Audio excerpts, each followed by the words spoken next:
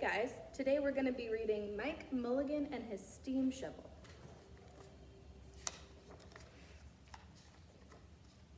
To Mike Mulligan had a steam shovel, a beautiful red steam shovel. Her name was Mary Ann. Mike Mulligan was very proud of Mary Ann. He always said that she could dig as much in a day as 100 men could dig in a week, but he had never been quite sure that this was true. Mike Mulligan and Mary Ann had been digging together for years and years. Mike Mulligan took such good care of Mary Ann, she never grew old. It was Mike Mulligan and Mary Ann and some others who dug the great canals for the big boats to sail through. It was Mike Mulligan and Mary Ann and some others who cut through the high mountains so that the trains could go through. It was Mike Mulligan and Mary Ann and some others who lowered the hills and straightened the curves to make the long highways for the automobiles. It was Mike Mulligan and Mary Ann and some others who smoothed out the ground and filled in the holes to make the landing fields for the airplanes. And it was Mike Mulligan and Mary Ann and some others who dug the deep holes for the cellars of the tall skyscrapers in the big cities. When people used to stop and watch them, Mike Mulligan and Mary Ann used to dig a little faster and a little better. The more people stopped, the faster and better they dug. Some days they would keep as many as 37 trucks busy taking away the dirt they had dug. Then along came the new gasoline shovels and the new electric shovels and the new diesel motor shovels and took all the jobs away from the steam shovels. Mike Mulligan and Mary Ann were very sad. All the other steam shovels were being sold for junk or left out in old gravel pits to rust and fall apart. Mike loved Mary Ann. He couldn't do that to her. He had taken such good care of her that she could still dig as much in a day as 100 men could dig in a week. At least he thought she could, but he wasn't quite sure. Everywhere they went, the new gas shovels and the new electric shovels and the new diesel motor shovels had all the jobs. No one wanted Mike Mulligan and Mary Ann anymore. Then one day, Mike read in the newspaper that the town of Popperville was going to build a new town hall. "We are going to dig the cellar of that town hall," said Mike to Mary Ann, and off they started. They left the canals and the railroads and the highways and the airports and the big cities where no one wanted them anymore and went away out in the country. They crawled along slowly up the hills and down the hills till they came to the little town of Popperville.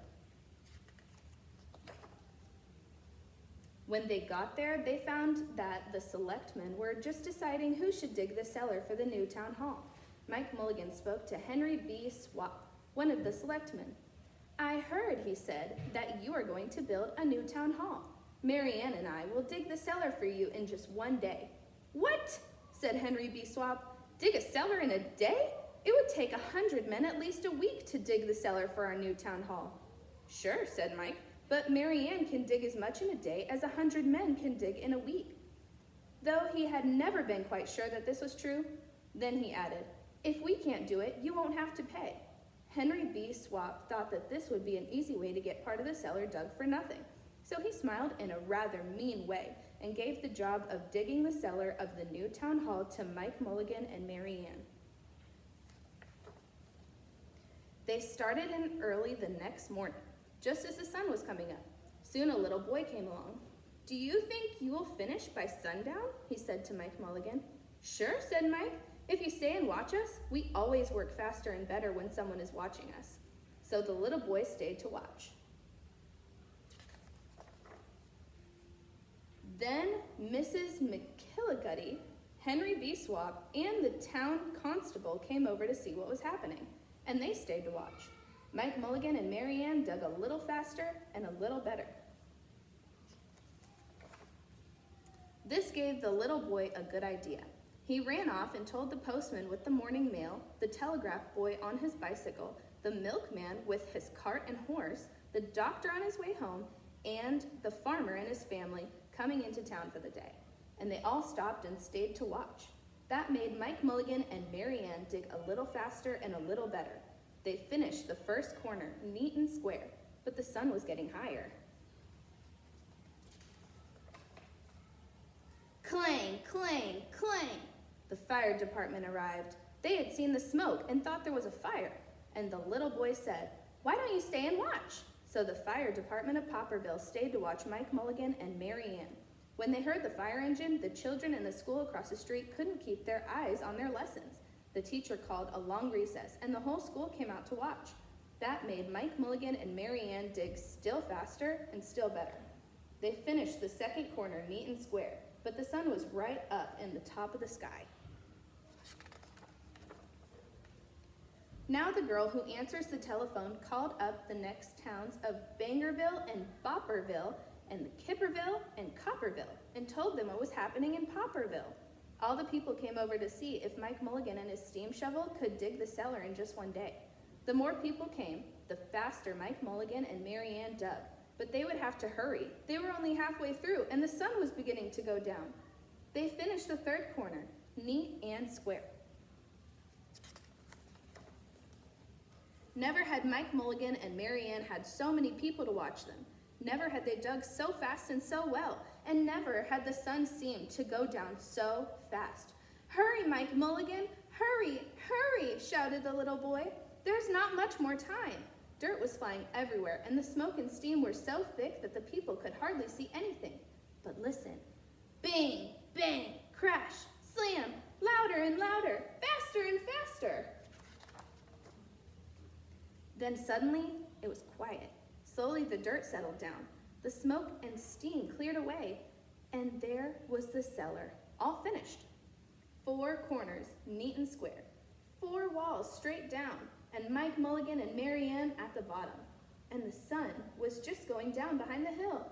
"Hooray!" shouted the people. "Hooray for Mike Mulligan and his steam shovel. They have dug the cellar in just a day." Suddenly the little boy said, "How are they going to get out?" "That's right," said Mrs. McGillicuddy to Henry B. Swap. "How is he going to get his steam shovel out?" Henry B. Swap didn't answer, but he smiled in rather a mean way. Then everyone said, "How are they going to get out?" "Hi, Mike Mulligan, how are you going to get out? Your steam shovel." Mike Mulligan looked around at the 4 square walls and 4 square corners, and he said, "We've dug so fast and we've dug so well that we've quite forgotten to leave a way out." Nothing like this had ever happened to Mike Mulligan and Mary Ann before, and they didn't know what to do. Nothing like this had ever happened before in Popperville. Everyone started talking at once, and everybody had a different idea, and everyone thought this idea was the best, that his idea was best. They talked and they talked and they argued and they fought till they were worn out, and still no one knew how to get Mike Mulligan and Mary Ann out of the cellar they had dug.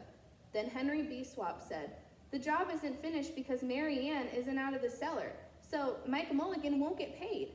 And he smiled again in a rather mean way. Now the little boy, who had been keeping very quiet, had another good idea. He said, "Why couldn't we leave Mary Ann in the cellar and build the new town hall above her? Let her be the furnace for the new town hall, and let Mike Mulligan be the janitor. Then you wouldn't have to buy a new furnace, and we could pay Mike Mulligan for digging the cellar in just one day." "Why not?" said Henry B. Swap, and he smiled in a way that was not quite so mean. "Why not?" said Mrs. McGillicuddy. "Why not?" said the town constable. "Why not?" said all the other people. So they found a ladder and climbed down into the cellar to ask Mike Mulligan and Mary Ann. "Why not?" said Mike Mulligan. So it was decided, and everybody was happy. They built the new town hall right over Mike Mulligan and Mary Ann. It was finished before winter. Every day, the little boy goes over to see Mike Mulligan and Mary Ann, and Mrs. McGillicuddy takes him nice hot apple pies. As for Henry B. Swap, he spends most of his time in the cellar of the new town hall, listening to the stories that Mike Mulligan has to tell, and smiling in a way that isn't mean at all. Now, when you go to Popperville, be sure to go down in the cellar of the new town hall. There, there'll be Mike Mulligan and Mary Ann, Mike in his rocking chair, smoking his pipe, and Mary Ann beside him, warming up the meetings in the new town hall. The end. Hope you guys enjoy.